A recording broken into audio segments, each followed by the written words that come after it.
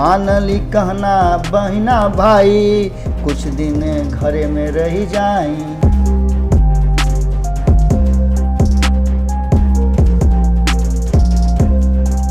बोला तो नहीं हेरा से अभिनंदन बार बोलो कि अपना कार्यक्रम चुना का नाम है खूटा ठोक के।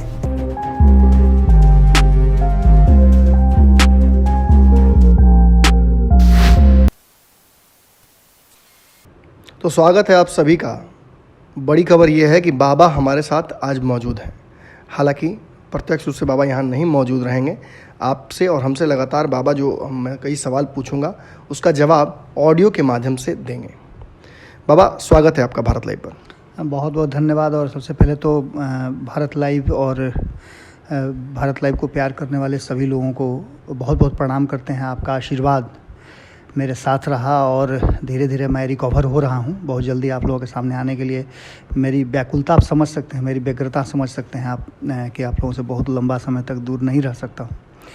लेकिन खैर, ईश्वर की जो इच्छा है उसके आगे किसी का नहीं चलता है। ईश्वर ने चाहा है कि अभी आप लोगों की सेवा और करूँ, तो इसके लिए बहुत बहुत धन्यवाद। नमन जी, आपकी और आपकी टीम को भी बहुत बहुत धन्यवाद देता हूँ। और आपको जिस तरह से भारत लाइव के दर्शक साथ दे रहे हैं उसे देखकर तो भीतर ही भीतर मेरा मन काफ़ी गदगद है और मैं बहुत बहुत धन्यवाद देता हूँ और प्रणाम करता हूँ। सीधा हम पॉइंट पे आएंगे क्योंकि समय आप ज़्यादा नहीं दे पाएंगे हमें।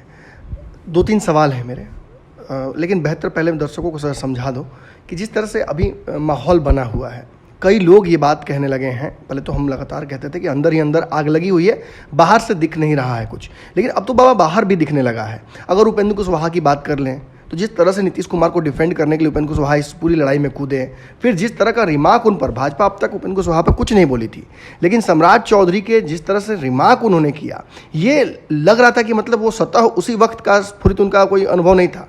ये बहुत पहले से उन्होंने रख रखा था मन में कि उपेंद्र कुशवाहा को इसी तरह का कोई जवाब देंगे। और यही नहीं, जब ललन सिंह भी उतरते हैं और तेजस्वी यादव को फिर खरी खोटी सुनाते हैं, क्योंकि तेजस्वी यादव कुछ ना कुछ बचाव में लगे हुए हैं नीतीश कुमार के। जिस तरीके से केंद्र सरकार ने वादे करके जो वादे नहीं पूरा किए हैं बिहार सरकार के साथ, नीतीश कुमार ऐसी स्थिति में शायद नहीं है राजनीतिक तौर पर, क्योंकि उनको पहले से अनुकंपा पर बनाया हुआ है मुख्यमंत्री भाजपा ने, तो उनको अपनी कुर्सी जाने का भी डर है। तो इस वजह से भी हो सकता है कि वो दबाव नहीं भाजपा बना पा रहे हों। लेकिन इन सारी घटनाओं के बीच एक बात जो सब कोई भूल जा रहा है कि बिहार में इस वक्त सियासत की आवश्यकता नहीं है, जैसा कि राजद ने कहा है। इस वक्त तो लोगों की जान बचानी चाहिए ना बाबा। नमन जी, सबसे बड़ बात बा कि रामायण में जब रुआ सुन ले हो कि चाहे सब लोग सुन ले हुई कि जब हनुमान जी गइलन सीता जी के खोज में, तो लौट के अइले तो लोग पूछल कि का भइल, तो कहले कि कह सुनाई कि आंखें देखाई। स्थिति लगभग उहे हो गई बा। सियासत के और कुछ से मतलब ना होके, हनुमान जी के और कुछ से मतलब ना रहे, उनका सीता के खोजे के रहे। तो उ लंका दहन कैसे कैले ओकरा के लोग कहल कि देखाई, तो लुकवारी बार के या देखा दिले। कहे के तात्पर्य इतने बा कि बिहार के राजनीति में जौना तरीका के परिवर्तन हो रहा बा एक पेंडेमिक के समय में। रुआ याद हुई कि जब 20 में स्टार्ट भई रहे मार्च में, तब से लेकर के हमनी के लंबा समय तक एक के देखनी जा, कितना झेलनी जा। सरकार के साथ वार्ता भइल, 40 को सांसद से बात भइल। पिछले साल तो आप सड़कों पर ही थे बाबा, लगातार लोगों की मदद कर रहे थे। ये विडंबना है कि इस बार आप नहीं उतर पाए। बिल्कुल, यह बात के दुख भी बा कि हम नहीं पहुंच पाओ, तो हम तो खुद ही एकदम डॉक्टर के प्रिस्क्रिप्शन पर घर में बानी। लेकिन बिहार के राजनीति जौना तरीका से बदल रहा बा और लालू नाम के जौन औरा रहल हा वो इतना बड़ा हो जाता कि जौना के लेकर के खलबली मचल बा, में कोनो दूरा नहीं है। उहे स्थिति हो गई बा कि अब सीता जी के खोज हो गई बा, खाली बस अब चढ़ाई करे के जरूरत बा और लालू के इंतजार यही बात के हो रहा बा। दर्शकों से लगातार मेरी बात हो रही है। मैंने दर्शक कई ये जानना चाहते थे कि बाबा लालू यादव के बड़े प्रशंसकों में से रहे हैं, समर्थक नहीं मैं कह रहा हूँ, प्रशंसकों में से रहे हैं। आपने उनकी विचारधारा का काफ़ी आपने उसको माना भी है, आपने टेस्ट भी किया है उस विचारधारा को बिहार की राजनीति में, और आप हर बार ये कहते थे कि उनके बिना बिहार की राजनीति अधूरी है। अब तो बाबा उनकी वापसी हो रही है। क्या लगता है, आप कितना संतुष्ट हैं? बिहार की राजनीति को कितना बदलाव आएगा? क्योंकि एक बात तो बाबा बिल्कुल यहाँ मानना पड़ेगा, बाकी सारे राज्यों को जब हम देखते हैं तो किसी राज्य में इस वक्त कोई राजनीतिक गतिविधि नहीं हो रही है, केवल बंगाल और बिहार। बंगाल इसलिए क्योंकि भाजपा को बंगाल चाहिए, और बिहार इसलिए क्योंकि भाजपा यहाँ पर एकला चलो की रणनीति पर आगे बढ़ना चाहती है। नमन जी, बिल्कुल आप ठीक कह रहे हैं, और जो आप लगातार करते आ रहे हैं मैं देख भी रहा हूँ। मैं देख भी रहा हूँ। और इन सब बातों के बीच में एक चीज़ तो निश्चित है कि जौन बात लालू प्रसाद के नाम के खाली उनका बाहर आवे के माने बेल मिलला के चलते जौन स्थिति बिहार के राजनीति में हो गई बा, उथल पुथल मचल बा। अब उपेंद्र कुशवाहा अगर ये बात बोलत रहन बाहर निकल करके नीतीश कुमार के बड़ाई करत रहन, ये स्थिति में भी जब नीतीश कुमार खुद केंद्र सरकार से अपन दूरी बनावत रहन, भले ही बोलत मत होकस, लेकिन ये पेंडेमिक के समय में स्वास्थ्य विभाग रुआ बतैले भी नहीं कि स्वास्थ्य विभाग भाजपा के लगे बा, और स्वास्थ्य विभाग के कौना तरीका से वो एकदम निरीह तरह के छोड़ दिले बड़ा कि जौन बुझा तौन कर लोग, लेकिन डिमांड उनको तेजस्वी यादव के साथ जारी बा जी।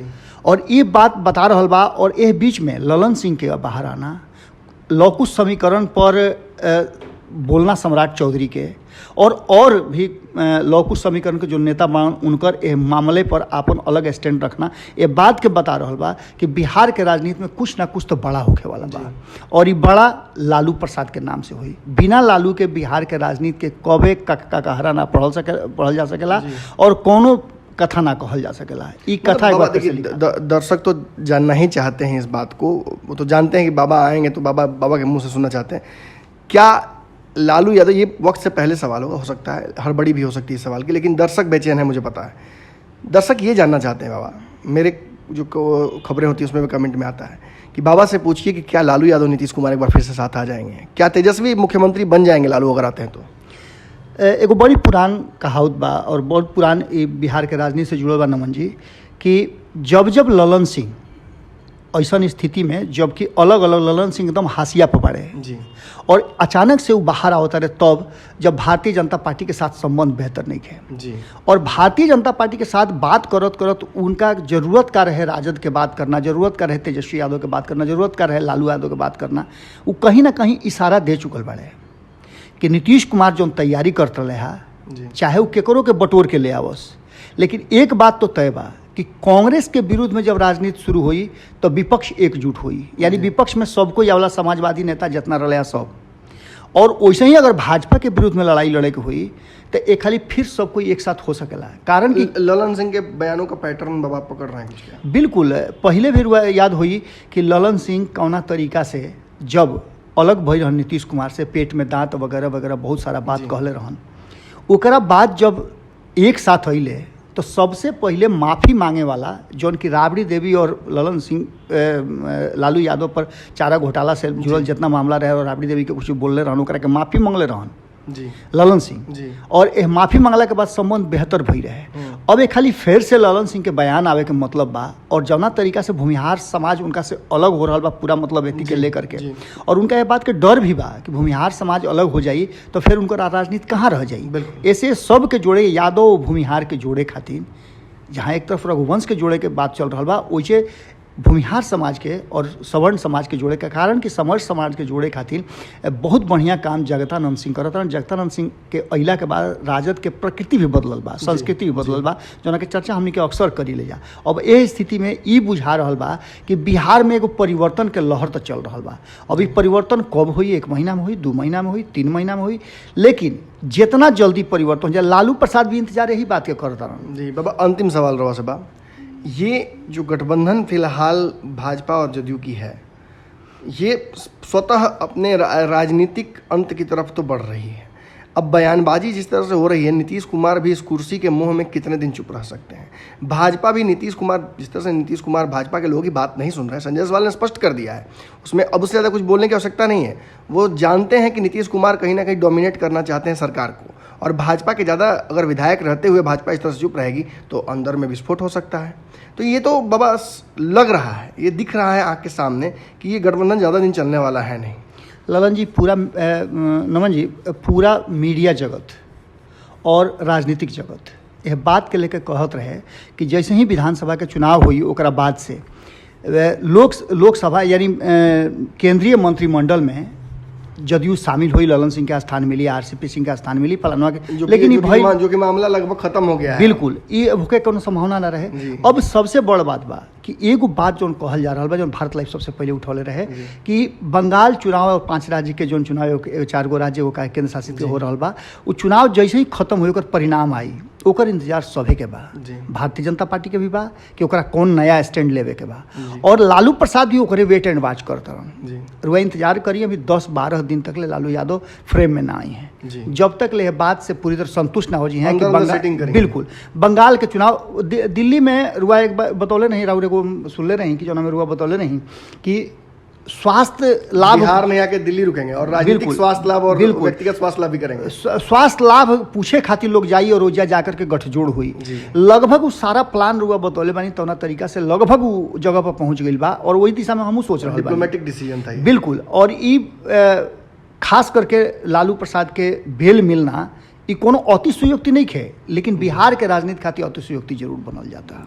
बहुत बहुत धन्यवाद बाबा हम लोगों से बात करने के लिए, दर्शकों के विशेष आग्रह पर हमारे साथ जुड़ने के लिए। दर्शकों का भी बहुत बहुत धन्यवाद, आप लगातार इस ऑडियो लाइव के साथ जुड़े रहें। बाबा लगातार हमारे साथ रहेंगे, हम जो खबरें हैं डेली कोशिश करेंगे बाबा से इसी तरह से बात करने की। अगर बाबा के डॉक्टर अनुमति देते हैं तो इसी तरह से जो श्रृंखला है जो अब रुक गई थी थोड़े दिनों के लिए, वो फिर शुरू हो जाएगी खूटा ठोक की। और लगातार जो खबरें हैं भारत लाइव पर वो भी चल रही हैं, उन खबरों को भी आपको देखना है, प्यार देना है। नई जो राजनीति बदलाव आ रही है बिहार की राजनीति में, उस पर हमारी नज़र लगातार बनी हुई है। आपकी नज़र कहाँ होनी चाहिए पता ना, भारत लाइव पर। धन्यवाद। अगर ये वीडियो पसंद आई और वह बिहार के राजनीति और बिहारियत से सरोकार रखेनी तो सब्सक्राइब बटन दबा के चैनल के सब्सक्राइब कर ली। ओजे एगो घंटी बा, ओकरा बटन दबा देला से कुल सटीक और मारक खबर रुआ मुफ्त में मिल जाई। अगर रुआ पत्रकारिता के हमनी के नया प्रयोग में सहयोग कर चाहतानी तो ज्वाइन बटन दबा दी। पेटीएम नंबर नोट कर ली 9386816700। धन्यवाद।